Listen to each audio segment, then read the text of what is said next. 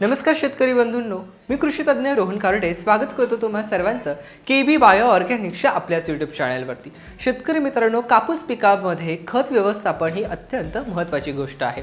जर कापूस पिकामध्ये आपल्याला भरघोस उत्पन्न घ्यायचं असेल, लाल्या रोगाला अटकाव करायचा असेल तर खत व्यवस्थापनाकडे काटेकोर लक्ष देणं अत्यंत गरजेचं आहे। तर आजच्या ह्या व्हिडिओमध्ये कापूस पिकाचं संपूर्ण खत व्यवस्थापन बघणार आहोत। शेतकरी मित्रांनो, लागवडीच्या वेळेस आपल्याला खत द्यायचे आहे। यासाठी आपण 50 किलो DAP, 15 किलो युरिया तसेच 25 किलो पोटॅश हे एकरी द्यायचे आहे। शेतकरी मित्रांनो, लागवडीनंतर 30 दिवसांनी आपल्याला खतांची पहिली मात्रा किंवा पहिला डोस द्यायचा आहे।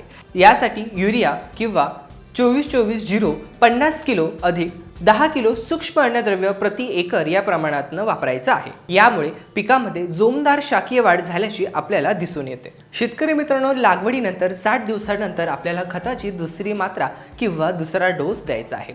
यासाठी आपण युरिया 25 किलो प्रति एकर सोबतच मॅग्नेशियम सल्फेट 10 किलो प्रति एकर यासोबत 19-19-19 किंवा 10-26-26 50 किलो प्रति एकर या प्रमाणामध्ये द्यायचं आहे।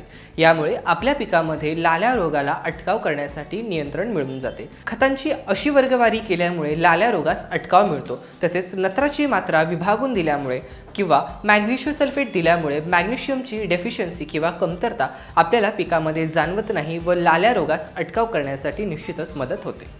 शेतकरी मित्रांनो, लागवडीनंतर 90 दिवसांनंतर आपल्याला खताची तिसरी मात्रा किंवा तिसरा डोस द्यायचा आहे।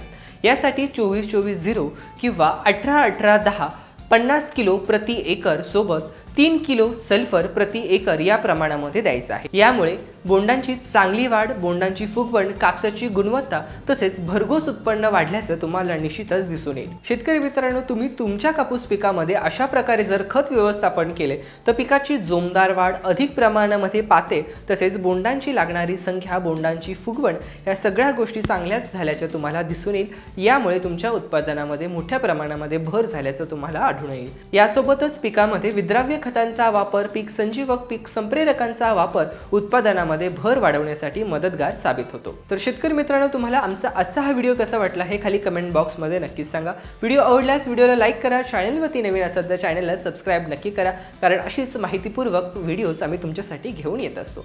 लवकरच भेटूयात नव्या व्हिडिओसह, तोपर्यंत धन्यवाद।